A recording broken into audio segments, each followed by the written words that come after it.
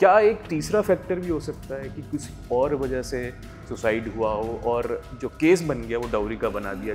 Dowry जो है देना भी क्राइम है और लेना भी क्राइम है। देखिए, आप अगर आपके पास वीडियो बनाने का टाइम है तो आप दूसरे को बचा भी तो सकते हो। तो वो टाइमिंग बहुत इंपॉर्टेंट है। कोई भी उसकी टाइमिंग की बात नहीं कर रहा कि वो डेथ से पहले की है या डेथ के बाद की है। जो प्रोसेस है वही एक तरीके से पनिशमेंट अगर आपका बन जाएगा तो सज़ा देने की ज़रूरत ही क्या है। डिफेंस जो है हमेशा इस पर ही सवाल उठाएगा। सर, एक सभ्य समाज के लोग अगर रहते हैं ना, उनके ऊपर एक छोटा सा केस हो जाए ना तो वो घबरा जाता है, उसकी समाज में इज्जत चली जाती है। हो सकता है वो सीसीटीवी फुटेज डेथ से पहले की हो। हमारे देश में शेयर्ड पेरेंटिंग जो है वो है ही नहीं। 5 साल के बच्चे के माइंड पे आप कुछ भी कहोगे वो बच्चा वही बोल देगा जाके। Hello and welcome to the raw podcast और आप देख रहे हैं इन खबर और इंडिया न्यूज। एक केस ग्रेटर नोएडा में, एक केस जो 2 दिन पहले एक हुआ और उसने इस पूरे देश को हिला के रख दिया है। पहले इसे डाउरी का केस माना गया कि ये डाउरी के लिए जो है वो हत्या की गई। अब इसमें एक नया मोड़ भी आ गया कि क्या इसमें आत्महत्या का भी एंगल है।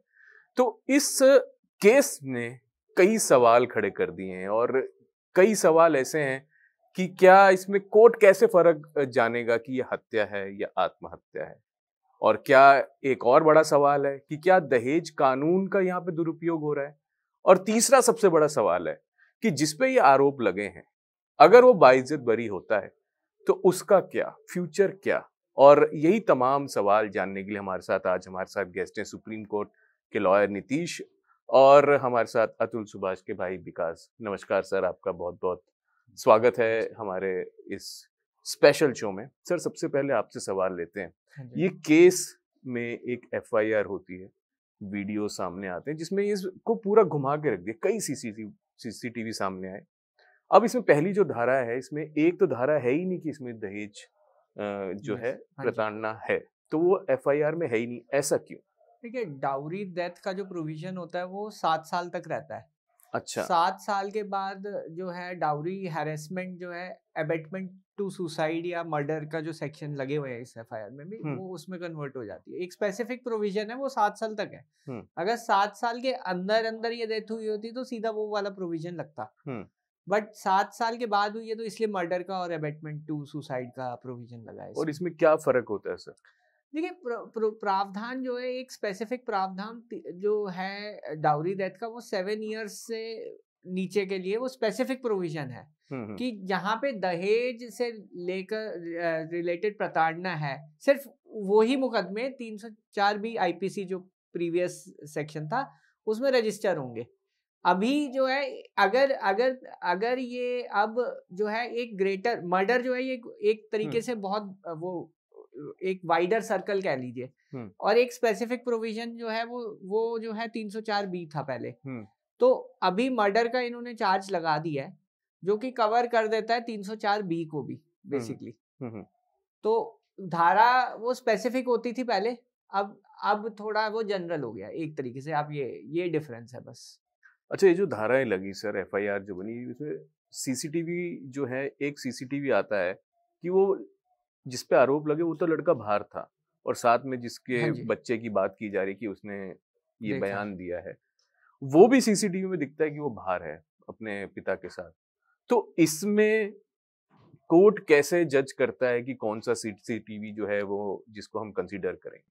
देखिए, किस पॉइंट पे बाहर था हस्बैंड और उसका बच्चा, वो देखने वाली बात है क्योंकि मैटर ऑफ इन्वेस्टिगेशन है। किस पॉइंट पे कितने बजे, देखिए क्या होता है जब भी हम एज अ डिफेंस लॉयर बात करते हैं तो डिफेंस का ये होता है टाइमलाइंस। हम हमेशा जो है ना टाइमलाइन पे कंसंट्रेट करते हैं। जो पुलिस है वो केस बना देगी, जैसे भी अगर उन्हें लगता है मर्डर है तो वो बना देते हैं। तभी हर एक बंदे को राइट है कि वो प्रोटेक्ट करे अपनी इनोसेंस, वो राइट होता है। तो यहाँ पे देखिए टाइमलाइन बनेगी, एक एक चीज जो है देखी जाएगी कि कितने बजे जो है ये वीडियो सामने आया, कि उस टाइम ऑफ डेथ क्या था, कि मोडस क्या था, कैसे डेथ हुई, कैसे कॉन्स्पिरेसी हुई भी है या खुद इमोलेट कर लिए, खुद ही अपने आप को जला दिया है, वो चीज देखी जाएगी।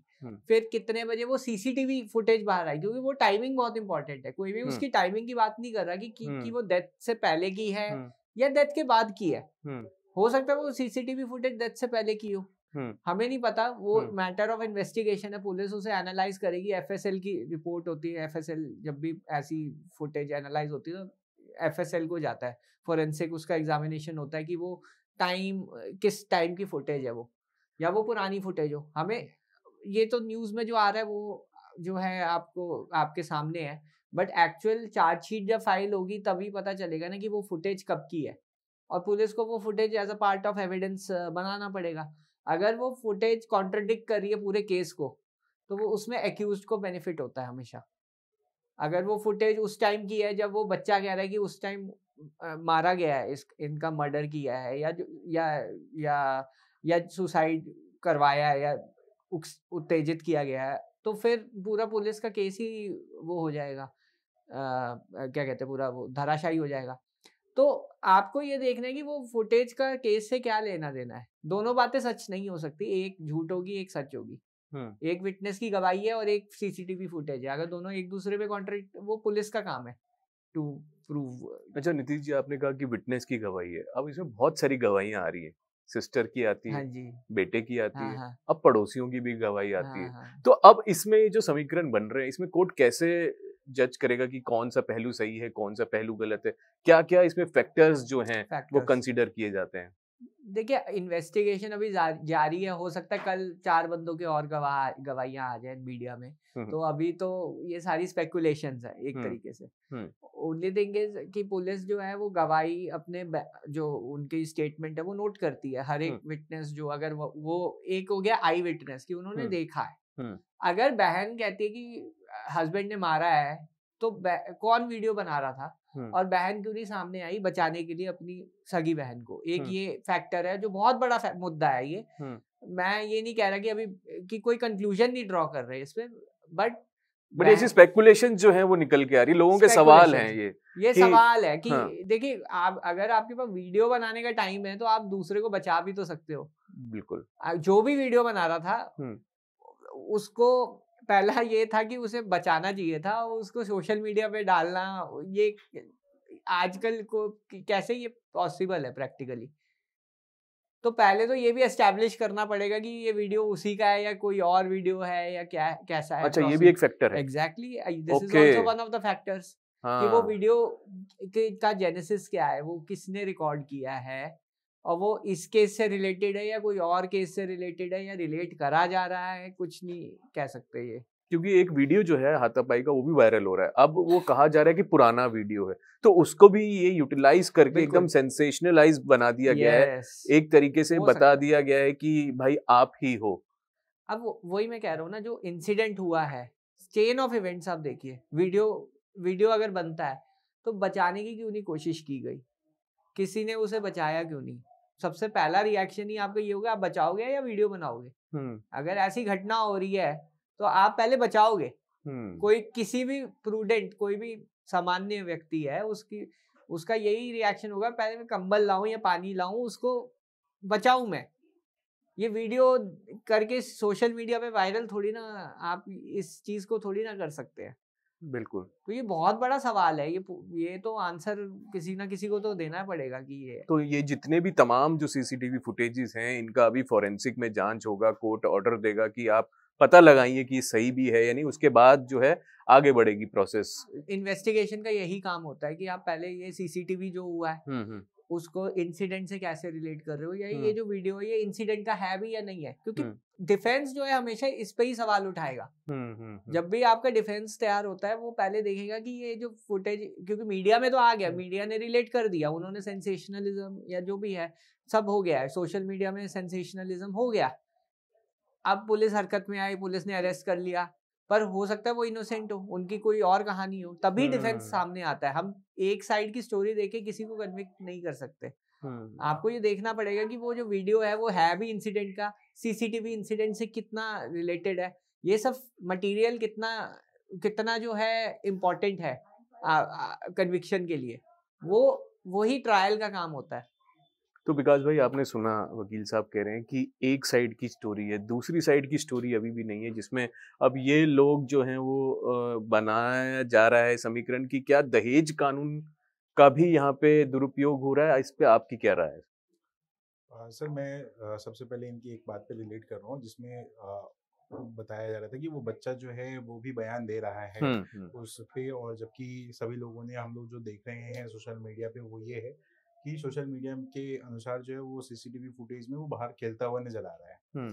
तो मैं इस बात पे आपको बताना चाहता हूँ कि एक बच्चे का माइंड, 5 साल के बच्चे के माइंड पे आप कुछ भी कहोगे वो बच्चा वही बोल देगा जाके। उसको क्या पता क्या सही बोलना है, क्या गलत बोलना है, क्या मैं सही बोल रहा हूँ या गलत बोल रहा हूँ। 5 साल के बच्चे को इतना इनोसेंट होता है वो, उसको ये सारी चीज़ें नहीं पता होती है। तो बच्चे को वहाँ पे बताया जा रहा है, बच्चे ने गवाही दे दी कि इन्होंने जो है वो ऐसे जला दिया। जबकि हम लोग जो सोशल मीडिया पे देख रहे हैं उसमें ये चीज़ें प्रूफ हो रही है कि वो बच्चा बाहर खेलता हुआ नज़र आ रहा है। तो मैं इससे अगर लिंक करूं मैं आपको, जो हमारे देश में जो जुडिशरी जो चीज़ें चल रही है जिसमें बच्चे को राइट नहीं दिया जाता है बाप से मिलने का और इन सब चीज़ों को मिलने का, जैसे मेरे ब्रदर के केस में भी हुआ था, अतुल सुभाष के केस में, कि बच्चे से जुडिशरी जो है वो मिलने नहीं देती।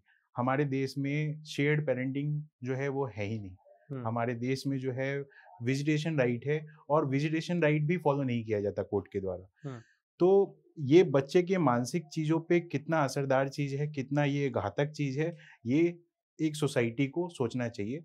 इस सोसाइटी को बात करनी चाहिए कि वो बच्चे के साथ कैसे उसको माइंड प्ले किया जा रहा है, कैसे उसको जो है वो टूल बनाया जा रहा है एक तरीके से। तो एक चीज़ तो ये हो गई। दूसरी चीज़ पे मैं आपके साथ आता हूँ कि जिस पे आपने बोला कि ये डाउरी डेथ जो है, ये तो हमारे समाज में या हमारे कानून में डाउरी जो है देना भी क्राइम है और लेना भी क्राइम है। तो इनके फादर का मैं स्टेटमेंट देख रहा था जिसमें ये कह रहे हैं कि हमने इतना डाउरी दिया, एक गाड़ी दी, ये किया। तो मैं वकील साहब से पूछना चाहता हूँ कि कितने ऐसे केसेस हैं जिसमें डाउरी देने पे कोर्ट जो है उनको 3 साल की सजा है आई गेस इस चीज पे। तो कितने ऐसे डाउरी के केसेस हैं जिसमें डाउरी देने वाले को पनिशमेंट दिया गया है? उसका कोई एफआईआर भी तो होना चाहिए लिखवाने वाला। एफआईआर क्यों नहीं? कोर्ट जब कोई कंप्लेंट करेगा तब तो कोई सजा होगी। ये जाके अगर बोला जा रहा है कि मैंने डाउरी दिया है, that itself is a crime.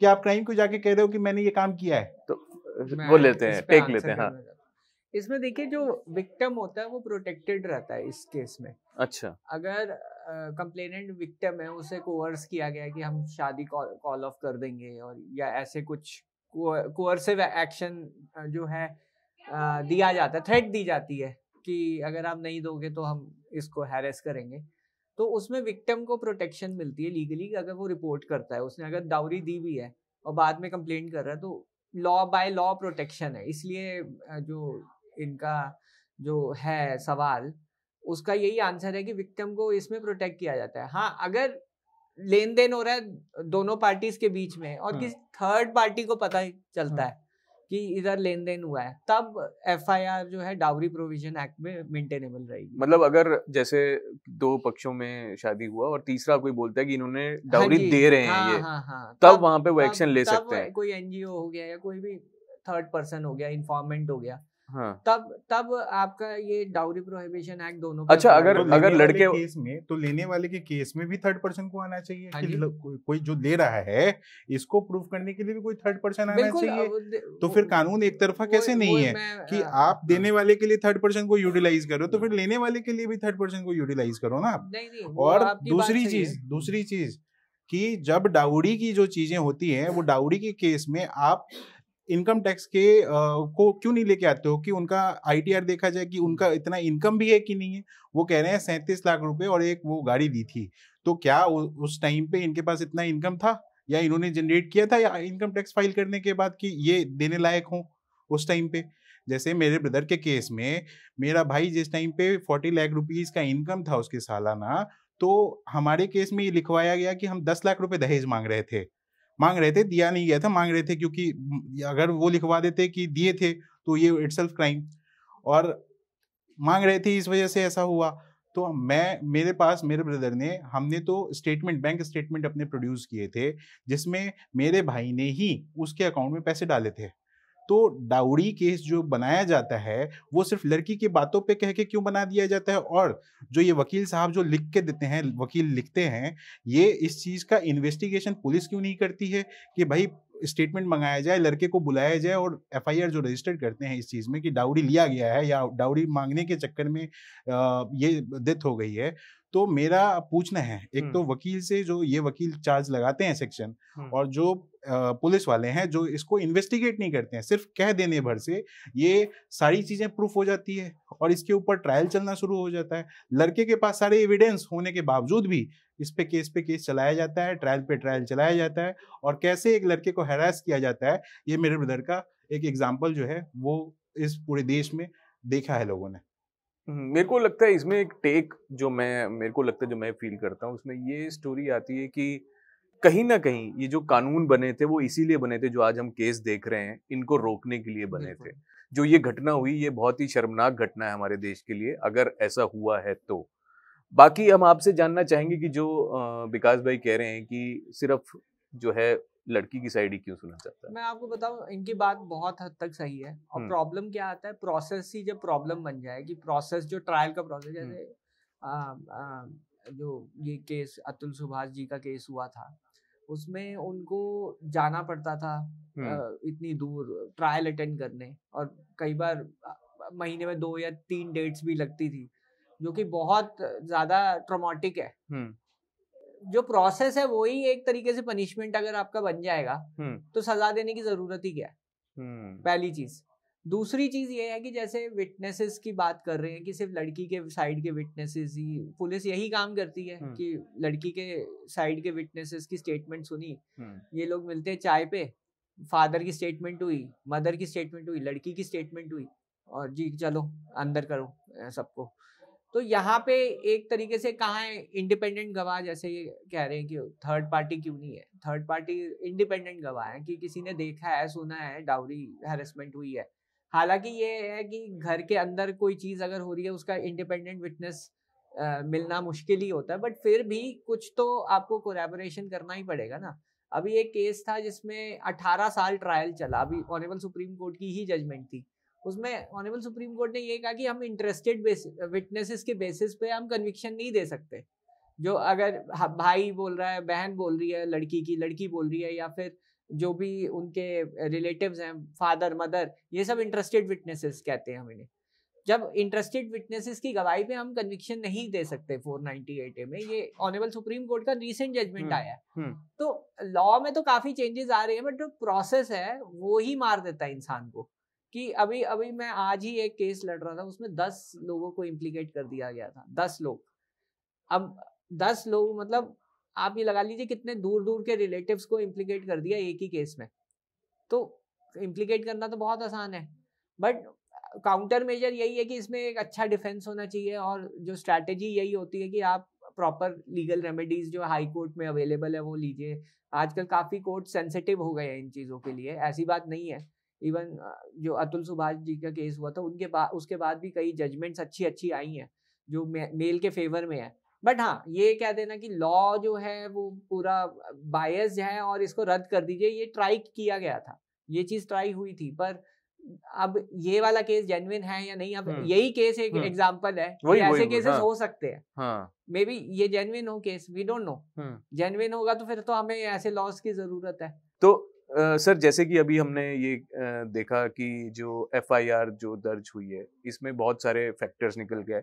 क्या शुरुआत में अगर पुलिस इन्वेस्टिगेशन कहीं गलत दिशा में ले जाती है तो इसका भी जो है असर पड़ता है जजमेंट पे? देखिए, जो केस बनता है वो पुलिस की इन्वेस्टिगेशन के ऊपर बनता है, क्योंकि जैसे अभी हम विटनेस की बात कर रहे थे, अभी विटनेस तो नेबर भी हैं जो अभी बयान दे रहे हैं, विटनेस तो बेटा भी है जो बयान दे रहा है, तो पुलिस का कितना रोल इसमें इंपॉर्टेंट हो जाता है? देखिए, विटनेस की भी कैटेगरीज होती है। ओके। एक हो गया आई विटनेस, और एक हो गया हेयर से विटनेस। ओके। आई विटनेस वो होता है जो जिसने देखा है, हेयर से विटनेस होता है जिसने कहा, जो प्रेजेंट नहीं था वहां। ओके।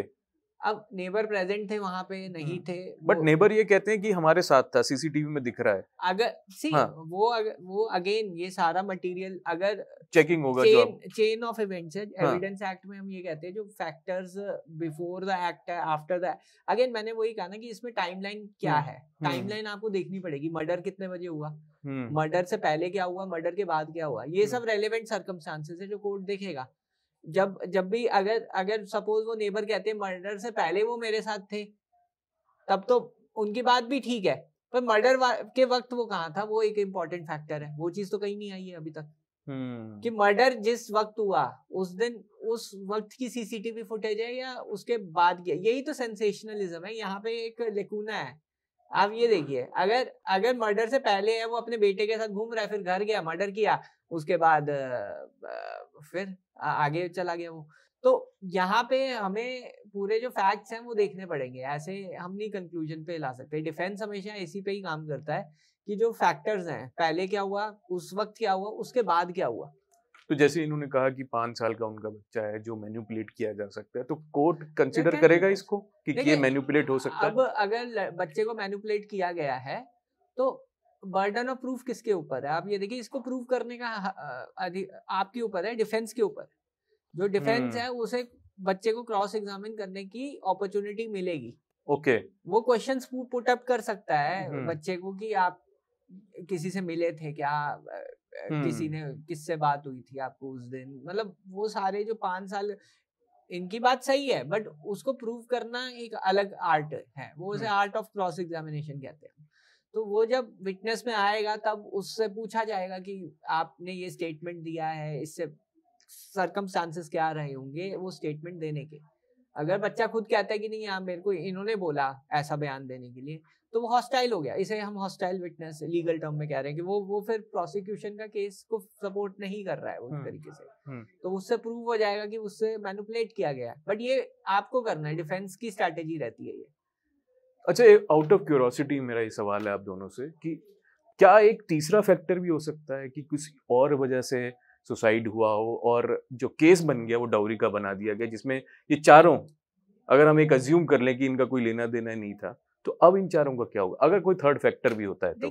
जैसे कि बोला जा रहा है कि ब्यूटी पार्लर, रील्स और बहुत तमाम जो है, एक और भी एक कहानी जो है साइड बाय साइड चल रही है। प्रोसिक्यूशन का केस एक ही फैक्टर पे रिलाय होगा, या तो वो डाउरी का स्टैंड लेंगे या फिर ये जो दूसरे फैक्टर्स आ रहे हैं उनका स्टैंड लेंगे। प्रोसिक्यूशन का केस हमेशा एक ही फैक्टर पे, स्टोरी पे चलेगा। वो या तो डाउरी डिमांड होगी या फिर ये जो दूसरी फैक्टर्स आ रहे हैं, दोनों फैक्टर्स आप इकट्ठे नहीं लगा सकते। या फिर ये भी हो सकता है डाउरी भी और ये फैक्टर्स भी हो। तो ये जो 3 धाराएं लग गई ये तो चेंज नहीं हो सकती हैं। देखिए, चार्ज ऑल्टरेशन और चार्ज फ्रेमिंग ये सब ट्रायल कोर्ट भी कर सकता है अपने हिसाब से, अगर जो नए फैक्ट्स आते हैं या फिर अच्छा, ओके, प्रोसिक्यूशन का केस चेंज होता है, चार्जशीट में चेंजेस आ सकते हैं, वो ऑल्टर हो सकता है चार्जेस। अच्छा, चार्जेस अभी ऑल्टर हो सकते हैं। तो विकास भाई, अगर मान लो कि ये जो निक्की के पति हैं अगर बेगुनाह निकलते हैं, एक हम ये साइड ऑफ द स्टोरी भी हमको समझना चाहिए कि अगर वो बेगुनाह निकलते हैं तो अब तो उन पे चार्जेस लग गए, अब तो मतलब वो हर जगह, जैसे उन्होंने एक ट्वीट भी किया था कि अब लोग मुझे कातिल कहने लगे हैं। तो ये जो फैक्टर है ये किसी के लिए मेंटल क्रुएलिटी से मतलब कितना इसमें जो प्रेशर रहता है एक बीइंग अ मैन, वो हम समझना चाहिए। सर मैं आपको बताता हूँ, अगर किसी लड़के के ऊपर एक रेप का केस लग जाए और हम सभी को पता है कि सुप्रीम कोर्ट का जो डाटा है उसके हिसाब से 98% केस जो है वो फॉल्स है, तो वो लड़का सबसे पहले तो उसको अरेस्ट कर लिया जाता है, उस लड़के की जॉब चली जाती है और सोसाइटी में ऐसा प्रेशर क्रिएट होता है कि वो आंख दिखाने के लायक नहीं बचता है, कि वो एक सोसाइटी में आंख दिखा कर चले लोगों से कि मैंने रेप नहीं किया। सोसाइटी उसको ये मान लेती है कि ये रेपिस्ट है। आप वो लड़के को बेल नहीं मिलती जल्दी, वो लड़का बाहर निकल के आता भी है अगर बेल से तो उसके 5 से 7 साल चलेंगे या 10 साल में वो जाके छूटेगा या क्या होगा पता नहीं, लेकिन उसके वो 10 साल चलेंगे, वो जो एक टाइम पीरियड था उसका गोल्डन टाइम पीरियड जिसमें वो शायद पैसा कमा सकता था, अपना लाइफस्टाइल चेंज कर सकता था, वहां पे उसको इस कोर्ट के चक्कर में जाके घिर गया। और उस चीज का जो मेंटल प्रेशर है लड़के का, वो आप समझो कि कितना हो गया होगा। तो ये जो चीजें हैं मैंने रेप के केसेस से रिलेट किया, अब इसको इसमें अगर लेके आए तो अगर वो एक्यूज नहीं है इस केस में, तो आप समझो कि उसने जो ट्वीट किया है कि लोग मुझे कातिल समझेंगे, तो उसको एक मर्डर का अभी जिस तरह से नैरेटिव चल रहा है, पता नहीं ये सच है या नहीं है, बिकॉज जो नैरेटिव चल रहा है उसमें बहुत सारी वीडियोस आ गए जिसमें एक तरफ जो वो लड़का मार रहा है उसमें वो भी वो एक बहुत गलत है। सोसाइटी में ऐसा नहीं होना चाहिए और इसके मैं भी खिलाफ हूँ कि सोसाइटी में जो है वो इस तरह की चीजें नहीं होनी चाहिए। लेकिन बाकी और जितने वीडियोज आए हैं इसके अलावा, जो मुझे लगते हैं कि उस लड़के को कहीं भी दोषी साबित नहीं करते हुए नजर आए हैं। सिर्फ एक उनके फादर मदर का जो मैंने स्टेटमेंट सुना है, जो वो बता रहे हैं, उसमें भी मुझे सच्चाई बहुत कम नजर आ रही है। लेकिन बाकी चीजों में अगर आप सोसाइटी के बाकी और लोगों से हम सुना जो वीडियो आए हैं, उसमें उसके फैमिली को भी गलत नहीं बोला जा रहा है, उस लड़के को भी गलत नहीं बोला जा रहा है। तो ये मैटर ऑफ इन्वेस्टिगेशन है, लेकिन ये जरूर हमें समझना पड़ेगा कि सोसाइटी में हर लड़के गलत नहीं होते हैं, हर लड़कियां भी गलत नहीं होती है, लेकिन इस सोसाइटी में जो लड़के के ऊपर जो धारणाएं बनी हुई हैं वो हमें सोसाइटी को चेंज करने की जरूरत है। एक और चीज है जैसे इन्होंने बोला, वो बिल्कुल सही बात है। फेयर इन्वेस्टिगेशन एक फंडामेंटल राइट है आपका, चाहे आपका जितना भी अगर कि कोई ऑफेंस हुआ है, पुलिस उसे डीपली इन्वेस्टिगेट करे। एक चीज है कि 4 लोगों के बयान कर दिए और उससे चार्जशीट, ये फॉर्मेलिटी करके चार्जशीट फाइल कर देते हैं, जैसे 498 के केसेस में होता है। हालांकि कोर्ट ने काफी इस पे कॉग्निजेंस लिया है और जितना वो प्रोटेक्ट कर सकते हैं हस्बैंड्स को उतना वो करा है उन्होंने, कि अरेस्ट नहीं होगा, फिर 41A का नोटिस देंगे, परिवार वालों के लिए सेंसिटिव रहेंगे, ये सब गाइडलाइंस हैं ऑलरेडी। अब काफी एडवांस फेज पे है ये चीज, क्योंकि पहले तो क्या होता था, ये वाले केस होते थे तो सीधा अरेस्ट हो जाता था, जबकि 3 साल का ऑफेंस नहीं है। और ये है जो हीनियस ऑफेंस है, जैसे ये वाला ऑफेंस है, ऑब्वियसली इसमें भी जो इन्वेस्टिगेशन है वो इम्पार्शियल या फेयर इन्वेस्टिगेशन होनी चाहिए। अब प्रॉब्लम ये है कि जब वो व्यक्ति अरेस्ट हो गया है, उसकी रेपुटेशन गई, उसका जो अपना सेल्फ रिस्पेक्ट है वो चली गई, क्योंकि कुछ रील्स वायरल हो गई सोशल मीडिया में। किसने डाली वो रील्स, क्या पर्पस था, और उस व्यक्ति ने क्यों नहीं उसे बचाया, इंस्टेड की वो जो है रील वायरल करने में, इस पे किसी का अभी ध्यान नहीं जा रहा। पर जब भी अब ऑब्वियसली जो एक्यूज्ड के राइट्स हैं उसी पे ही आप काम कर सकते हैं। उसका फंडामेंटल राइट ये होगा कि अब वो बेल के लिए अप्लाई करेगा। बेल में ये सारी फैक्टर्स आर्ग्यू किए जाएंगे। बहुत इंपॉर्टेंट ग्राउंड्स हैं जो मैं आपको बता रहा हूँ, कि जो स्टेटमेंट्स तो शायद अभी नहीं पुलिस उपलब्ध कराएगी, क्योंकि चार्जशीट जब फाइल होगी तभी स्टेटमेंट्स मिलेगी, तभी क्लियर होगा कि पुलिस की इन्वेस्टिगेशन क्या है। अभी हम स्पेकुलेट कर रहे हैं, बट जो असली इन्वेस्टिगेशन तो चार्जशीट के बाद ही होगी। बट जब आप बेल के लिए अप्लाई करेंगे तो ये सब फैक्टर्स आएंगे कि किसने वो शूट किया, क्यों शूट किया, पर्पस क्या था वो शूटिंग का, और शूटिंग के बाद अपलोड किसने कर दिया, वायरल कर दिया, उसके बाद पुलिस हरकत में आई। ये सब चीजें जो है जब आप बेल आर्ग्यू करते हैं तब आते हैं। और पुलिस को केस डायरी देनी पड़ेगी, जज साहब मंगाते हैं केस डायरी की, इन्वेस्टिगेशन में अब तक हुआ क्या है। अगर जज साहब को लगता है कि ये इनोसेंट है, अगर केस बनता है तो बेल मिल जाएगी उसे। पर अभी अगर अरेस्ट हुआ है, फॉल्स एलिगेशंस पे अरेस्ट हुआ है, वो तो देखो मैटर ऑफ ट्रायल है, अभी आप कंक्लूड, इन्वेस्टिगेशन भी नहीं कंक्लूड हुई तो आप कुछ नहीं कह सकते इस पे। तो ये आपको वेट करना पड़ेगा और उसमें लूप होल्स निकाल के आपको जो है इसमें काम करना पड़ेगा। एंड यू आर राइट कि अगर फॉल्स केस है तो फिर तो प्रोसेस, अगेन मैं कह रहा हूँ ना, process is the punishment, it's not the real punishment. Punishment तो बाद में मिलेगी, जब मिलेगी या नहीं भी मिलेगी, बट प्रोसेस ही बहुत बड़ा पनिशमेंट होता है जब क्रिमिनल प्रोसेस चलता है। It is a big punishment for husbands, even जो इनोसेंट हस्बैंड है उनके लिए पनिशमेंट है, उनके रिलेटिव्स के लिए है। हालांकि काफी चेंजेस आए हैं, बट अगेन सुप्रीम कोर्ट या जो भी कोर्ट्स हैं, they have to work under the parameter of law. Law change का काम पार्लियामेंट का होता है। अच्छा चलिए, एक जल्दी से सवाल पूछ लेता हूँ कि अगर हम लड़की की साइड से भी सोचें, अगर हम निक्की की फैमिली की तरफ से इस बार सोचें कि चलिए ये जो केस है, जो बातें बताई जा रही कि चलिए मान लेते हैं ये केस हुआ है, तो अब उनके पास ये क्या जो है राइट्स हैं, तो क्या वो और कुछ कर सकते हैं कि और कड़ी से कड़ी इस पे सजा मिलनी चाहिए? उनके पास और क्या कदम उठा सकते हैं वो? देखिए, कंप्लेनेंट जो होती है उसके पास लिमिटेड राइट्स होते हैं। जैसे वो एक अगर फेयर इन्वेस्टिगेशन के लिए वो भी डिमांड कर सकते हैं, जैसे अगर अक्यूज डिमांड कर सकता है तो वो भी कर सकते हैं। उसमें तो क्या होता है फेयर मैं बता इन्वेस्टिगेशन? देता हूँ। उसमें ये होता है कि जैसे अगर कोई केस होता है, उसमें अगर अगर उसमें देरी हो रही है या पुलिस ढंग से नहीं इन्वेस्टिगेट करे, तो डायरेक्शन हाई कोर्ट से मिल सकती है फेयर इन्वेस्टिगेशन की, या फिर कोर्ट उसे मॉनिटर भी कर सकता है। वो ट्रायल कोर्ट से मिलती है डायरेक्शन की आप मॉनिटर करो ये इन्वेस्टिगेशन, ये इन्वेस्टिगेशन अच्छा, जो ओके, है हाँ। आप देखो कि क्या चल रहा है। वो स्टेटस रिपोर्ट जो है हम्म। पुलिस फाइल करती है कि अभी जी इतना हो गया, इतने दिन में हम कर देंगे कंप्लीट। तो अक्यूज भी कर सकता है और कंप्लेनेंट भी कर सकती है। बट जब चार्जशीट फाइल हो गई तो एक राइट और मिलता है कंप्लेनेंट को कि फर्दर इन्वेस्टिगेशन का राइट होता है, या इन्वेस्टिगेशन में कुछ पहलू छूट गए हैं, कुछ विटनेसेस रह गए हैं, या कुछ भी प्रॉब्लम आ गई चार्जशीट फाइल करने के बाद, तो कंप्लेनेंट जो है प्रोटेस्ट फाइल कर सकते हैं कि प्रोटेस्ट पिटीशन है कि ये जो पहलू है ये नहीं देखे गए हैं। अगर मैजिस्ट्रेट को लगता है कि हाँ ये वाइटल है केस के लिए, तो उसमें फर्दर इन्वेस्टिगेशन कोर्ट ऑर्डर कर सकता है। तो ये कुछ राइट्स है कंप्लेनेंट के जो ले सकते हैं वो, अगर इसमें फेयर इन्वेस्टिगेशन नहीं हुई है तो। और यही सवाल अगर मैं लड़के की तरफ से पूछूं कि अगर लड़के की तरफ से जो उनकी फैमिली चारों लोग अरेस्ट हुए, मतलब रिश्तेदार भी इसमें अरेस्ट हो सकते हैं और भी रिश्तेदार अरेस्ट हो सकते हैं? अगर कोई स्टेटमेंट या मटेरियल आता है तभी होंगे ना। अगर क्योंकि ऐसा कई केसेस देखेंगे कि जो रिश्तेदार बाहर भी रहते हैं, जैसे हमने बहुत केसेस करे। 498 अच्छा, वो 498 लगा ही नहीं है।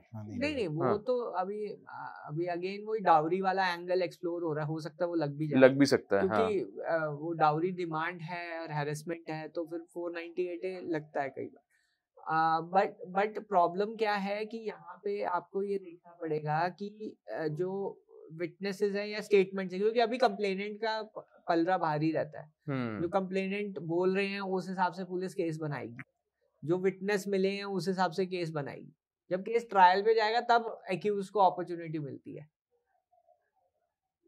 या चार्जेस जब फ्रेम होते हैं कि केस ही नहीं बनता। प्राइमा फेसाई केस क्या होता है? प्राइमा फेसाई हम एक टर्म में यूज कर रहा हूँ, थोड़ा लीगल टर्म्स कर रहा हूँ, मैं इजीली समझाऊंगा, मेरा काम ही यही है। तो जैसे प्राइमा फेसाई केस कहते हैं हम इसे, कि अभी सिर्फ चार्जशीट फाइल हुई है, कंप्लेनेंट ने कंप्लेंट कर दी और विटनेसेस की स्टेटमेंट रिकॉर्ड हो गई सारी, 161 164 जो भी स्टेटमेंट है, मैं पुराने लॉ के हिसाब से बता रहा हूँ। तो जब ये स्टेटमेंट सारी रिकॉर्ड हो गई है तो मैजिस्ट्रेट वो देखेगा स्टेटमेंट। आप डिफेंस की ड्यूटी है कि उसे दिखाना कि केस ही नहीं बनता है जनाब, इंग्रेडिएंट्स नहीं है, विटनेसेस। अभी स्टेटमेंट कौन क्या दे रहा है, अलग अलग बयान दे रहे हैं, वो सब में नहीं जाएगा कोर्ट, बट ऊपर से देखेगा।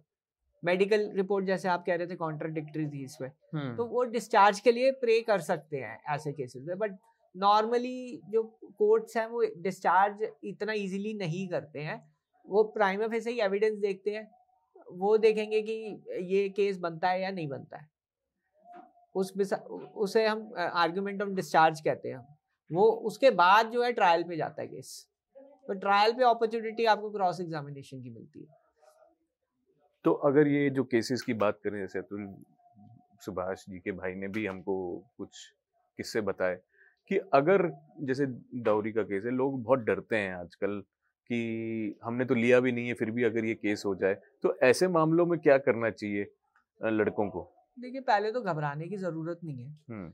अभी आजकल क्या है कि आपने मदर फादर रिलेटिव्स जो है उनको थोड़ा, अगर उनके लिए रिलीफ थोड़ा अच्छा मिल रहा है आजकल कोर्ट से, क्योंकि अगर केस आपका बनता है तो आप क्वाशिंग के लिए ट्राई कर सकते हैं, स्टे मिल सकता है वहां से, और एक क्वाशिंग के लिए आप ट्राई कर सकते हैं, तो ताकि उनका चक्कर एटलीस्ट बच जाए।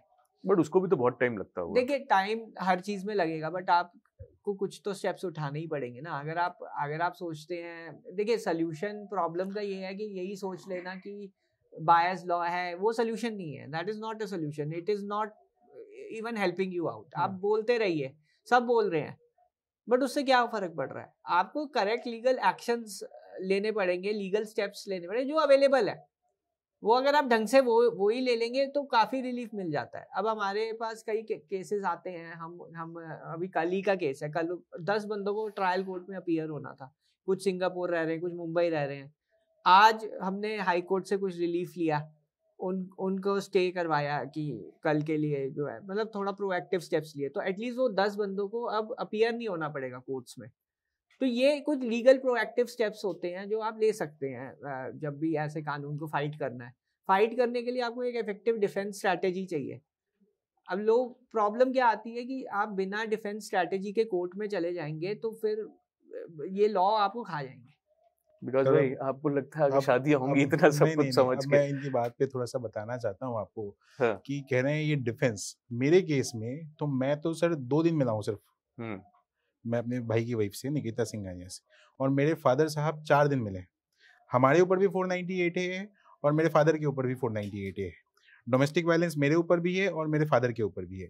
मेरे फादर रहते बिहार में है, मैं दिल्ली में रहता हूँ और ये बेंगलोर रहती थी। आज भी हम 498A और डोमेस्टिक वायलेंस से भी अभी भी हमारे ऊपर चल रहे हैं आज के डेट तक।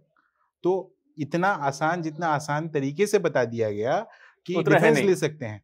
तो मेरे ब्रदर के ऊपर केस लगाए गए थे, यानी कि हमारे ऊपर जो केस लगाए गए थे 2021, आज चल रहा है 2025।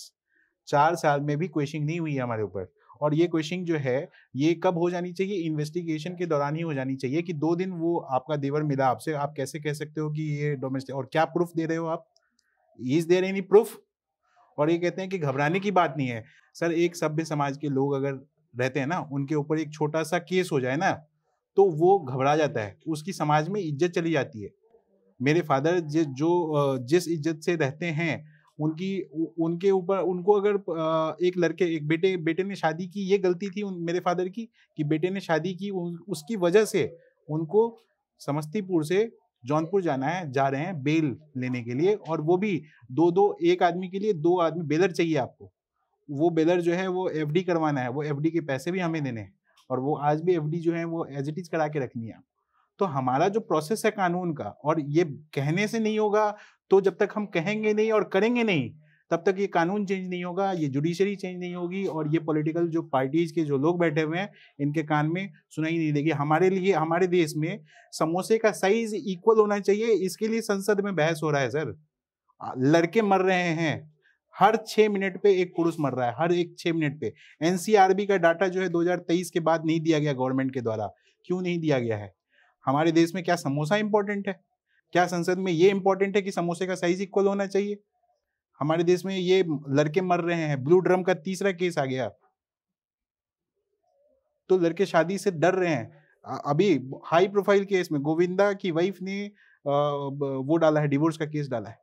38 साल के बाद, ये 40 साल हो गए शादी के, इस उम्र में लोग जाके अपने आप को रिलीफ पाने की कोशिश करते हैं। वहां पे अब वो कोर्ट कचहरी देखेंगे और करेंगे। बिल्कुल सही बात है। एनसीआरबी का जो आपने डेटा की बात की, उसमें डेटा जो लड़कियों की अगर हम बात करें तो उसमें भी 20 महिलाएं रोज मर रही हैं। तो इसका सॉल्यूशन क्या है? आपसे मैं जानना चाहूंगा, आखिरी सवाल, इसका क्या सॉल्यूशन निकलता है आपकी नजर में? क्या होना चाहिए? हम जो लीगल जो हम कहते हैं कि किसी को रिलीफ नहीं मिल रहा है, अब वो क्यों नहीं मिल रहा है वो तो देखिए पर्टिकुलर केस, हर एक केस का अलग फैक्टर हो सकता है। कोई ज्यादा, जैसे ये अनफॉर्चुनेट इंसिडेंट जो हुआ है, बहुत अभी जो इनकी पेन है वो शायद मैं भी नहीं समझ सकता, कोई भी नहीं समझ सकता, यही समझ सकते हैं जो भी ये कह रहे हैं। बट देखिए, हमारा जो एज अ लॉयर जो प्रोफेशन है, अगर मैं ऐसा बोलूं कि सब चीज़ें ऐसे ही हैं, कुछ नहीं बदलने वाला, या मैं धरने में बैठ जाऊं, आवाज़ उठाऊं, वो मेरे प्रोफेशन को शोभा नहीं देता। मैं तो टेक्निकल चीज़ें ही वो बोलूँगा, क्योंकि मेरे को जो जितना पता है टेक्निकल चीज़ें, मेरा काम ही है कि लोगों में होप्स करना कि कानून में विश्वास हो, या जो भी अभी जो भी दायरा है, जिस दायरे में हम, यस चेंजेस की ज़रूरत है। मैं ये नहीं कहता कि गलत है, जो मैंने आपको बोला प्रोसेस ही पनिशमेंट बन जाता है, जब मैंने आपको क्लियरली बोला आई एग्री, जो रियलिटीज़ हैं इस देश में। बट एक कहते हैं कि एक होपलेसनेस देना किसी को, वो मेरा प्रोफेशन नहीं है, मतलब वो मेरा काम भी नहीं है। तो ओनली थिंग जो मैं दे सकता हूँ जितने भी है कि कोई दूसरा चीज़ ऐसे ना हो, अनफॉर्चुनेट चीज़ें ना हो। यही एक वकील का काम भी होना चाहिए कि आप अपने क्लाइंट्स के लिए लड़िए और अच्छी तरह लड़िए। जी, लास्ट एक आपसे लेंगे। ये कह रहे हैं कि एज ए एडवोकेट जो है वो प्रोफेशन में, और मैं सबसे पहले तो यही पूछना चाहता हूँ कि क्या वो लड़की को इतना पता होता है कानून नहीं पता होता है। तो ये एडवोकेट का ही प्रोफेशन है जो इतनी सारे कानूनों में जो है वो घुस के और ये सेक्शंस लगवाते हैं। तो मैं पूछना चाहता हूँ आपके माध्यम से, सोसाइटी में कितनी ऐसी शादियां होती हैं जो लड़की जो है अपने लेवल की शादी करती हैं या अपने लेवल से नीचे शादी करती हैं? तो हमेशा आप लेवल अप से शादी करते हो, तो आपको ये राइट देना कि आपको इक्वल स्टेटस मेंटेन करना है, ये कहाँ तक जायज? आप इक्वल स्टेटस में शादी कीजिए, इक्वल स्टेटस में कोई शादी नहीं करने के लिए रेडी है। लेकिन बट इसमें मैं आपसे डिसएग्री हूँ। आज हाँ। लव मैरिजेस भी बहुत होती हैं जहाँ पे ये फैक्टर्स नहीं देखे जाते, बट पहलू बहुत हैं। नंबर ऑफ परसेंटेज की बात कर रहा विकास जी देखिए, पहलू तो बहुत सारे हैं जिसपे हम लोगों को बात करनी चाहिए। फिलहाल हमने कोशिश की इस केस को समझने के लिए जिसने पूरे देश को हिला के रख दिया है। एक ये ऐसा देश है जहाँ पे अतुल सुभाष जैसा भी एक केस है, और यही एक देश है जहाँ पे निक्की जैसा भी एक जो है वो केस हुआ है। तो आपको क्या लगता है, हमें कमेंट सेक्शन में जरूर बताइएगा। हमने पूरी कोशिश की इसको समझने के लिए, इस कानून प्रक्रिया को, और विकास भाई से जानने की कोशिश की कि अगर ये केस गलत भी होते हैं तो कैसे जो है हम लोगों को इससे गुजरना पड़ता है। फिलहाल आप देखते रहिए इन खबर इंडिया न्यूज। तब तक के लिए नमस्कार।